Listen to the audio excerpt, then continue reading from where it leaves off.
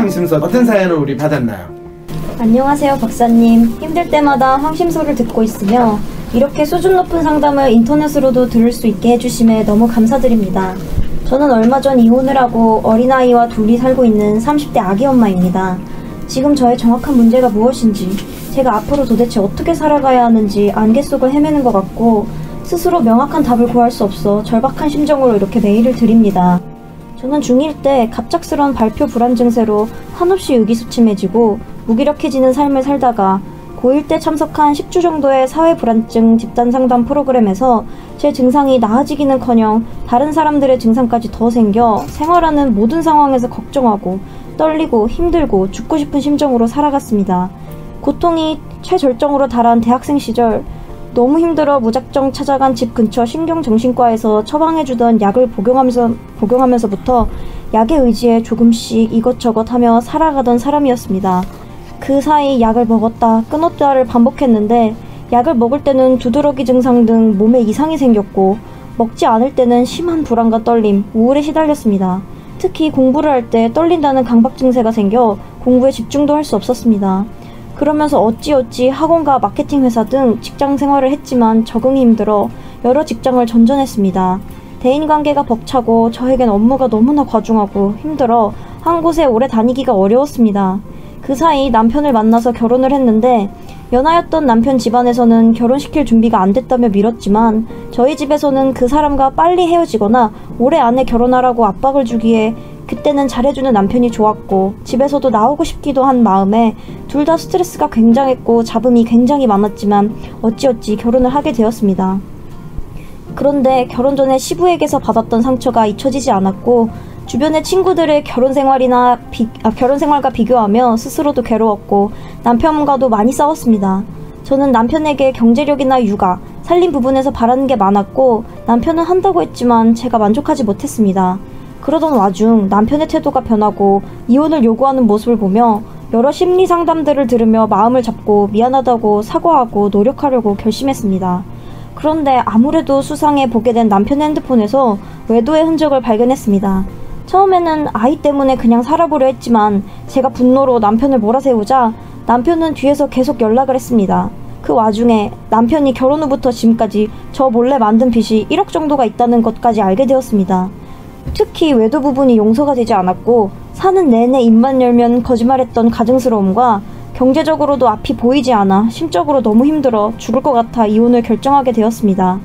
결정적으로 계속해서 외도가 지속되었고 이에 친정 부모님도 이혼하는 게 현명한 결정이라고 많이 도와주셨습니다.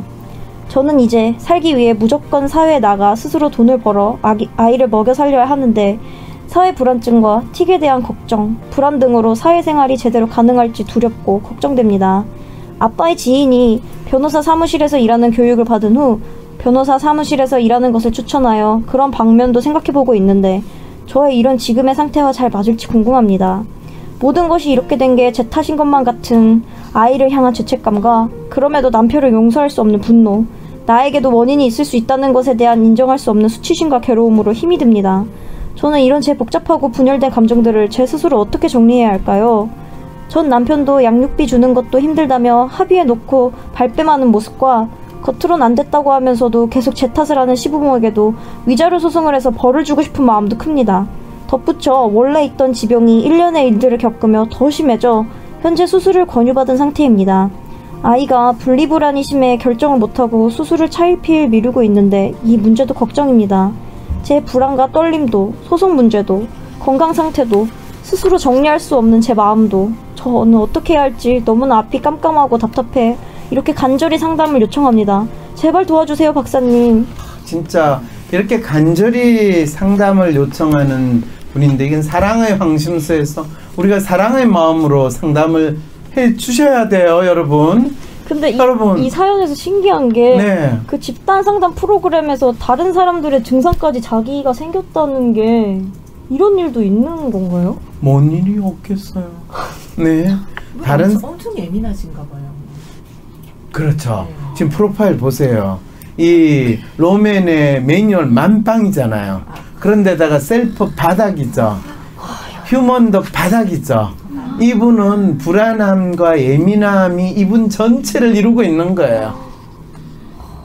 그래서 그렇게 신체적으로 뭐 아프다든지. 그렇죠. 온 몸에 일어나는 증세가 다 있는 거예요. 그랬을 때 중1 때 갑작스러운 발표 불안 증세로 한없이 의기소침해지고 무기력한 삶을 살았는데, 그전에는 사실 애가 얌전하고 조용하고 사실 초등학교 때는 발표 같은 걸 할 필요가 없잖아요. 근데 중1 때 이제 발표를 하게 됐는데, 그때 본인이 사람들 앞에 딱 나서는 순간 얼어버리고 말을 못하게 되는, 그걸 겪고 나서 자책을 엄청 많이 했을 가능성이 높죠. 그 다음부터는 이제 사실 본인이 다른 사람들 앞에 있으면 긴장하고, 또 그 긴장한 것 때문에 본인이 어색한 모습을 보이는 거를 자책하고, 이러니까 사실은 집단 상담 프로그램, 그것도 사회 불안증 집단 상담 프로그램 가면, 여러분들도 지금 거의 사회 불안증 에 있어가지고 할 수 있는 거는 웃기만 하고, 뭐 기껏 뭐 이 사연이면 아유 배불렀어 이런 사연 그런 거 아니에요. 그러니까 이분은 너무 지금 처절하고 힘든 상황이라는 걸 이제 부인할 수 없으니까 아이고 너무 예민한 것 같아요. 뭐 예민만 하겠어요. 네, 불쌍해요. 저렇게 외도하고 빚 만들면 저 같으면 욱하고 이혼하자고 막 할 것 같은데, 이분은 왜 스스로 자책감을 느끼시는 걸까요? 그 설명했잖아요. 로맨의 매뉴얼이 높고, 자기가 다른 사람들 또는 힘들고 어려운 상황이 되면 그 어려운 상황이 다 내 때문이다, 내 잘못이다라는 걸 더 생각하거든요. 이러면 뭐 자기가 이걸 잘하면 이걸 버틸 수 있었는데 이게 이혼으로 때려쳐서 그런 자책감 느끼는 것인 건가요? 아니, 남편이 빚진 게 자기 잘못이라는 생각이 드나? 참. 네, 그거 계속 그 옆에서 남 이야기듯이 해주시면. 아니, 어떻게 너무 안 됐잖아요. 어떻게 안 로멜의 됐죠. 매뉴얼은 다 자기 탓으로 돌리나요? 그럼 누구 탓으로 돌릴까요? 그런가요? 아니, 남편 네. 잘못이지, 이거. 근데 이분은 지금 자기가 이제 돈을 벌어서 먹고 살아야 한다는 불안감 때문에 더 불안이 증폭된 상태인 거예요. 그럼요. 근데 이분이 지금 그러면 변호사 사무실에서 자기가 일하는 게 잘 맞을지 궁금해하시는데. 그거에 대한 답은 벌써 본인 이야기했죠. 네, 저도 궁금한데 맞을까요, 안 맞을까요? 안 맞죠. 이미 그 전에도 직장 생활에서 제대로 하기 힘들었다는 건 전형적인 로맨 매뉴얼 뿐이, 자기가 어떤 사람인지를 알지 못할 때는 이 조직에서 일하다가 너무 인간관계 없고 이상한 인간들이 많고 일이 어렵고 이러면서 또 그만두고, 오래 지속적으로 하는 일이 1년 이상 가는 일이 잘 없어요. 그리고 항상 너무 그 모든 직장에 일 나가는 게 이런 분들한테는 거의 지옥에 들어가는 같은 그런 느낌이 돼요. 근데 여러분들이 지금 이분 사연에 대해서 조금만 더 관심을 주시면 조금 한번 잘 보세요. 아까 이 고등학교 때 사회 불안증 집단 상담 프로그램 참여했다잖아요. 그런데 왜 더 다른 사람들 손이나 목이 떨리는 사람들의 증상까지 생겼어요. 전에는 자기가 혼자서 불안하고 말을 못하는 거였는데 이제는 거기 가니까 자기가 몰랐던 긴장한 증세까지 다 컬렉트한 거예요. 그건 무슨 뜻이에요? 그 집단 상담 프로그램 자체가 본인한테 편안한 상황이라기보다는 이상한 인간들이 이렇게 많은데 나는 너희들의 고통을 내가 다 짊어지리라, 나는 예수님 마음과 같은 상황으로 본인이 갔다는 거예요. 그래서 이분이 기본적으로 상당히 착하신 분이에요. 주위에서 힘들고 어려운 사람이 있으면 혼자서 눈물을 흘리고 혼자서 그게 다 자기 고통인 것 같고 자기 잘못인 것 같은 그런 마음으로 지내는, 마음이 얼만큼 여린고 약하신 분이라는 거 아시겠죠? 그런데 그렇죠. 그래서 그냥 무작정 신경정신과에 가가지고 약을 복용하니까 결국 어떻게 돼요? 본인이 사실 어떤 성향의 사람인지 알지 못한 채로 불안이나 긴장에 대해서 신경정신과에 가서 약 먹으면 뭐 온갖 부작용, 두드러기 증상, 이 몸에 이상이 생기고, 먹지 않을 때는 심한 불안과 떨림, 우울증에 시달리고. 그럼 먹어야 돼요, 안 먹어야 돼요? 이제 이렇게 돼요. 선생님, 제가 언제까지 먹어야 돼요? 먹으면 온몸에 두드러기 나고 그런데요. 아, 약이 너무 센가요? 그럼 조금 낮춰보시죠. 뭐 어쨌든 그래도 약 먹을 때는 너무 두드리나요? 그래도 참고 드셔야 됩니다. 언제까지요? 그 증상이 없어질 때까지요. 그럴 때 본인이 덜 불안을 느끼기 위해서 몸에 두드러기나 뭐 이상한 이 상당히 다양한 증세가 나타나요. 그리고 약을 안 먹는 사람 같은 경우에는 뇌분비 쪽과 관련된 뭐 갑상선 기능 항진증, 저하증 뭐 이거부터 시작해가지고 심지어는 당뇨 뭐 이런 것도 일어나게 돼요. 당뇨도요? 아 그럼요. 그럴 때 당뇨 걸리신 분들 많잖아요. 그러면 재밌는 거 그런 질문을 제가 왜 당뇨가 걸렸습니까? 그러면 의사분들이 뭐라고 이야기할까요? 뭐 생활을 건강을 잘 하지 못해서. 그렇죠. 그 말은 뭐예요? 삶의 스트레스를 많이 받았어. 이렇게 될 수밖에 없는. 그건 제가 암에 왜 걸렸습니까? 암은 누구나 걸릴 수 있습니다. 근데 하필이면 왜 저예요? 이럴 때 네, 힘들게 생활하셨군요. 이렇게 또 이야기할 수 있는. 왜냐하면 이런 우리 신체에 질환이 일어나고 문제가 일어나는 거는 내 마음 나도 몰라 이런 상황처럼 됐기 때문에 되는데 이분은 참 그러면서도 참고 살아야지 하면서 강박정세 이런 거는 자기가 실수하지 말아야 되고 잘해야 되고 주변 사람들이 나를 어떻게 볼까 이런 긴장감들 이런 생각에서 끊임없이 있는 거예요. 이걸 해소하는 방법이 뭔지 아세요? 스스로 자기가 그런 반응을 보인다라는 거를 알기만 하면 훨씬 긴장 수준이 떨어져요. 내가 사람들 앞에서는 긴장하고 말을 못한다. 그러면 긴장을 하지 않으면 되겠구나 이렇게 생각하면 그 다음에는 덜 긴장할 수 있는 방법을 찾는 거죠. 그래서 대개는 누구나 이 윤양도 사람 앞에 가서 이야기하면 자기가 뭔 소리인지 못하고 지금과 같이 하나만 한 소리도 하고 그러잖아요. 그럼요. 그렇죠. 그런데 그걸 잘할 수 있는 방법이 뭐예요? 편안한 상황이 되면. 그렇죠. 편안한 상황. 근데 내하고 이야기하는데 편안한 상황이 되겠어요? 안 되겠어요? 그건 불가능한 일이에요. 그 다음에 편안한 상황이 되기 힘들면 본인이 편안한 상황으로 만들어야 돼요. 어떻게 만들어야 돼요? 연습을 많이 하면. 그렇죠. 연습을 많이 하는 거예요. 그런데 방송 10분 전에 지금 대본 보고 이러면 본인이 질문을 하겠어요?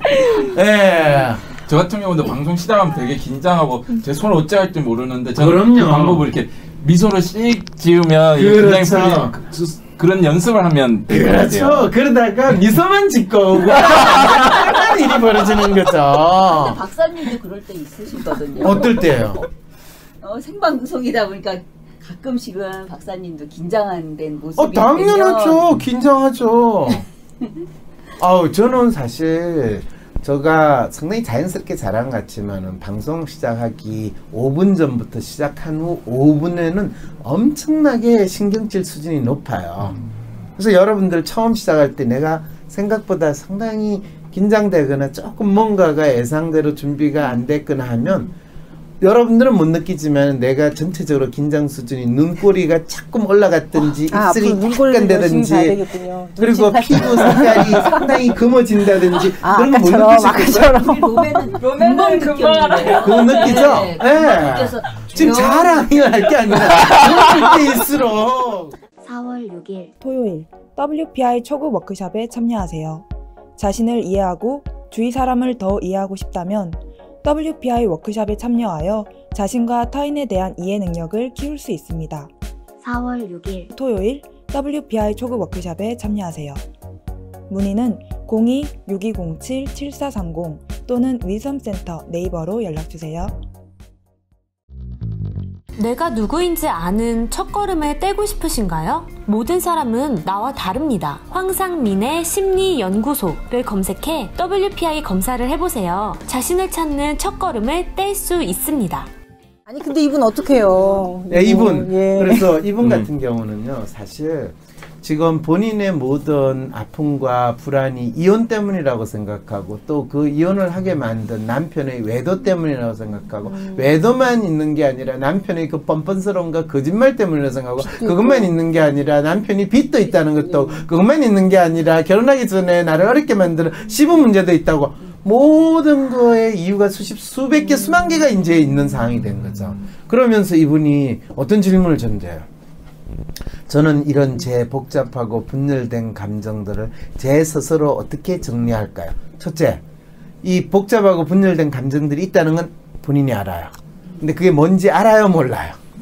몰라요. 그 다음에 스스로 정리할 수 있을까요? 없을까요? 없어요. 예, 어떻게 정리해야 되는 건 스스로 정리 못하는데 어떻게 정리한다는 걸 알려줘도 도움이 될까요? 안 될까요? 안 돼요. 그래서 이런 분들 같은 경우에는 제가 개인 상담을 하면서 하나하나 본인이 찾아갈 수 있도록 하는데, 참 그렇다고 이분이 지금 이혼해가지고 지금 불안하고 소송도 해야 될까요? 이거 소송해서 벌을 주고 싶은 마음이 큰데요. 대한민국이라는 나라에서 소송이라는 것은 내 그 원수 같은 그 거지 같은 XX를 벌을 주는 게 아니라 그 변호사 돈 벌어주는 일이라는 거를 꼭 생각하셔야 돼요. 여기 우리 사로 변호사도 있는데, 사로 변호사는 그렇게 소송해가 돈을 벌기 싫다라고 하기 때문에 지금 항심서를 넣었고요. 아니, 제가 진짜 이거 경험해 봤는데 돈 없으면 이혼도 못 하겠더라고요. 이혼할 때 아니, 소송 비용을 너무 많이 쓰셨군요. 뭐 많지는 않은데 그러니까 생각보다 많았던 거죠. 그렇죠. 그래서 소송을 하는 거는 결코 벌을 주는 게 아니라 이 남편보다 더 별로 인간성이 좋지 않을 수도 있는 변호사들한테 공돈 갖다 줄 위험성이 크기 때문에, 그래서 소송은 할 이유가 전혀 없어요. 그리고 소송은 단순히 소송 비용의 문제가 아니라 본인이 심리적인 부담이나 긴장된 거를 더 심하게 겪게 돼요. 그래서 결코 웬만하면 하지 마세요. 그냥 아주 철저하게 무시하고 잊어버리는 것이 그 인간들한테 벌을 주는 가장 확실한 방법입니다. 그 다음에 이제 본인이 근데 그런 걸 원하지 않나요? 상대에서? 뭐요? 철저하게 잊어먹어라 나를. 하나도 단 일도 뺏어갈 생각하지 말고. 양육비 안 주고 있잖아요 지금. 남편이. 그거는요. 상대방이 나를 잊기보다는 양육비를 안 주면서 자기가 양육비 안 준다는 걸 느낄 때마다 남편은 아주 기쁘겠죠. 기쁘지 않아요. 죄책감을 느껴요. 근데 소송을 해가지고 싸우고 그 소송하는데 남편도 몇천만 원을 썼다. 그러면 본인은 자기가 양육비를 주지 않을 나름대로의 이유와 정당성을 다 만들기 때문에 죄책감을 못 느껴요.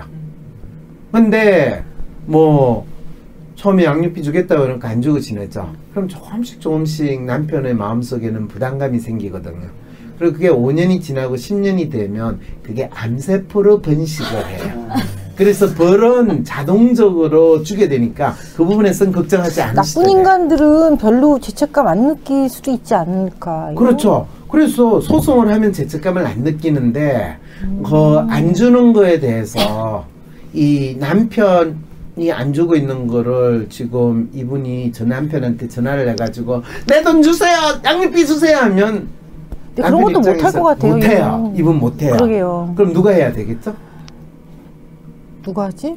아이한테 그거를 차분하게 시키는 거예요. 아이가 지금 아직 글씨를 쓸 수 없는 나이일 수도 있으면 일단 글씨 쓰는 연습을 시키는 거죠. 아버지 양육비 주세요. 이러면서 이제 한글을 가르치는 거예요. 그런데 그럴 때 아이의 예를 들면 보통 통념적으로 생각할 때 아이의 정서 교육이 안 좋다 뭐 이런 거 상관없나요? 아이가 첫째 예. 아버지 양육비 주세요라는 글을 쓸 때 그게 무슨 뜻인지 알고 쓸까요? 모르고 쓸까요? 좀 커서 내가 제일 처음 배운 단어는 양육비다. 그렇죠. 그 양육비가 뭘까? 그러면 교육이네요. 본인이 상교육. 그걸 알 때 엄마 아버지가 이혼했다는 걸 알까요? 모를까요? 알죠, 당연히. 네. 그럴 때 이혼한 한쪽 부모가 다른 쪽 부모한테 자식을 키우기 위해서 양육비를 청구하는 건 너무나 당연하고, 그거를 본인은 내가 크기 위해서 우리 아빠한테 요청을 했다. 그거는 아이가 아침에 일어나고 엄마 밥 줘 하는 것만큼 자연스럽고 당연한 일이죠. 그렇게도 또 볼 수가 있군요. 맞는 얘기는. 그렇죠. 그래서 너가 먹을 거는 너가 챙겨야 된다 라는 거를 엄마는 어릴 때부터 아이에게 지금 아르헨티나 전화 왔어요. 아니 근데 저기 엄마가 이 사연자가 그 아이한테 그런 것도 못 시킬 사람 같아요. 너무 마음이 열어서. 아니 그거를 지금 이방인님처럼 아이한테 어떻게 아빠한테 양육비 달라고 하세요 이런 식으로 생각을 할 때는 못 시키는데, 제가 뭐라고 그래요? 남편이던 시부모한테 벌을 주고 싶은 그 해법을 지금 알려주고 있는 거예요. 소송을 해서는 벌을 주는 게 아니라 아이가 네. 처음에는 한 달에 한 번씩 그 편지를 한글도 깨우쳤다라는 거를 확인시켜주기 위해서 당신 딸이 있거든요, 아들이 있거든요 알려주기 위해서 그걸 보내고, 그러면 양육비를 보내주면 그쪽은 좀 마음이 편할 텐데 안 보내주겠어요? 보내주겠어요? 그렇게 애가 양육비 보내주세요 하고 편지 보내면 보내줄까요? 안 보내줄까요? 보내야 됐네요. 안 보내줘요. 안 보내요? 안 보내줘요. 다 본인 것 같이 그렇게 생각하지 않아요. 그러면 그럴 때 이제 조금씩 심리적 스트레스가 생겨서 암세포로 발전할 가능성이 있고, 보내주면 오빠다가 애 잘 키우면 되는 거고. 그럼 이제 한 문제는 해결이 됐네요. 소송 네. 문제. 그 다음에 이제 소송 문제는 그렇고, 불안과 떨림, 건강 상태, 이 부분은 지금 약 먹는 거 본인이 불안하고 긴장되니까 약을 먹는데 약으로서 그 문제가 해결이 안 되고 더 부작용만 더 많이 생기거든요. 네. 근데 이런 분들한테는 자기 문제를 자기 스스로 표현할 수 있도록, 그게 이제 상담을 받는다라는 거는 자기 스스로 그걸 표현할 수 있고, 또 표현할 때 스스로 자책하는 마음을 가지는데 그게 당신 잘못이 아니다. 그리고 사실은 대개 이런 로맨 매니얼 분들이 집에서 탈출하기 위해서, 또 저 사람하고 결혼하기만 하면 내가 가지는 긴장이나 두려움, 불안 이게 없어질 거라는 마음에서 결혼을 하게 되는데, 그거는 또 다른 지옥으로 들어가는 거거든. 제 경우 생각나네요. 생각나요. 네. 근데 이분이 30대이기 때문에 어린아이와 둘이 살고 있다는 여기서 본인이 한없이 자책하고, 또 이렇게 되면 아이를 키우면서 끊임없이 아이한테 당신이 가지고 있는 안타까움, 삶의 해안을 끊임없이 이야기하고, 끊임없이 마치 이제는 아이가 크면 조금 지나면요, 아이가 엄마를 돌보는 그런 관계가 형성이 될 위험성이 너무나 높아요. 근데 다행스럽게도 친정 부모님이 상당히 아직 지원을 해주는 상황이 있기 때문에, 이런 경우에는 친정 부모님이 먼저 이 분한테 상담을 제대로 받을 게를 먼저 요청을 하고, 사실은 중학생 때, 고등학생 때 이 친구가 제대로 된 황심소 같은 데서 제대로 상담을 받았더라면, 자기가 로맨 매뉴얼이라는 걸 알면 얼마나 자기가 유리 진짜 판처럼 예민하고 섬세하고, 또 그것이 긴장된 상황에서 자기가 아주 익숙하기 전에는 제대로 살아가기 힘들다라는 것에 대한 충분한 준비를 하고, 그게 따른 자기 나름대로의 삶을 나름대로 환경을 만들 수 있는데, 그것이 완전히 없어지고 지금 30대거든요. 30대 참 어중간하잖아요. 그리고 애까지 생겼어요. 근데 애를 본인이 스스로 키워야 된다는 거. 그러면 사회적으로 자기가 그다음부터는 남는 거는, 자기가 그 힘들고 어려운데 억지로 일을 하면서 그 스트레스를 다 받아대면 본인 스스로 지금 가지고 있는 건강의 문제가 더 악화돼요. 그러면 어린아이를 남겨두고 저가 죽어야 됩니까? 이제 이런 상황까지 가기 시작해요. 그래서 이런 분들한테는 먼저 자기 마음의 아픔이 전부 다 신체적으로 나온다라는 이거에 대해서 충분히 이해하게 되고, 자기 마음의 아픔을 어떤 식으로 해소할 수 있는가, 또 그걸 좀 더 건강한 방식으로 전환시킬 것인가, 그거를 이제 이분의 생활 환경 속에서 매일매일 생활하는 속에서 이루어 나갈 수 있도록 상담이 이루어져야 되는 거죠. 에너지가 하나도 없게 느껴져요. 이분 당장 급처방으로 좀 이렇게 힘을 낼 수 있는 없나요? 모든 일에 급처방이라는 거는 사실 이분이 지금 그런 표현 있잖아요. 손가락 하나를 움직일 수 있는 힘이 있더라도 살 수 있다.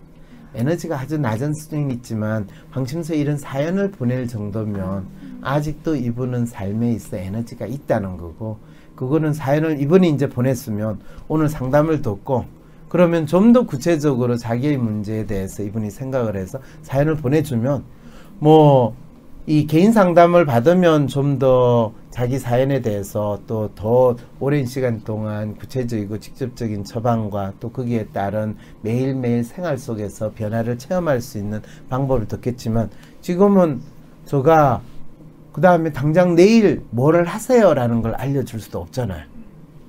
그리고 실제로 본인은 경제적으로 지금 힘들다고 하지만 굶어 죽는 상황은 아니거든요. 이럴 때는 병원에 가가지고 약 받아가지고 먹는 그 정도 비용이면 얼마든지 상담을 받을 수 있어요. 그리고 상담을 매일 받아야 되는 것도 아니고, 이런 분은 한 달에 한 번 정도면 상담을 받아도 그 대신에 자기 삶의 변화는 6개월 내지 최소한 1년은 지나야지 자기 삶의 변화를 느껴요. 특히 지금 이분 상태에서는 거의 연명하듯이 지내는 심리 상태고 자기 자신의 자존감이나 자기 자신을 표현한다는 것은 너무 바닥이거든요. 그리고 스스로를 거의 정신병자로 스스로 생각하거나 무기력함, 우울증에 극단으로 자기 자신을 자책하는 마음이 있기 때문에 그렇지 않다. 당신이 얼마나 멋있는 사람이고 당신이 살아갈 수 있는 얼마나 매력적인 사람인가 이런 거에 대해서 한없는 지지와 격려가 필요한 그 상황이 있는 거죠. 분이 그 남편을 뭐 벌 주고 하는 것도 좋으실 것 같은데 좀 더 안 좋다니까요. 그러니까 자기 에너지를 좀 더 가꾸는데 하시는 게 좋겠네요. 결국. 그래서 가장 에너지를 가꾸는데 좋은 거는 아이가 아빠 양육비 주세요 라는 글을 쓰게 하는 거. 아니 좀 더 힘내서 사연 정리하셔서 다시 보내주시면 좋을 것 같네요. 여기에 뭘 사연을 더 정리를 아니 해요? 본인의 이걸 좀 더 잘 들여다 보셔가지고 그 황심수 아니어도 그거 있잖아요.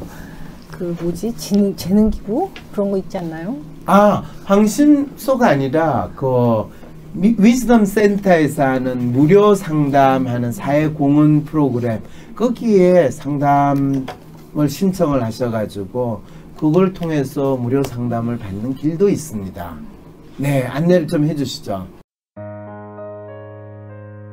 위즈덤 센터가 삶을 고민하는 많은 분들에게 사회적 기업 활동으로 무료 상담을 받을 수 있는 프로그램을 만들었습니다. 상담 비용이 부담스러우신 분, 자신의 고민이나 아픔의 정체가 무엇인지 알지 못해 상담을 주저하셨던 분을 위해 상담 기회를 제공합니다. 상담을 통해 자신의 마음을 확인하고 자신의 문제에 대한 통찰을 경험할 수 있을 것입니다.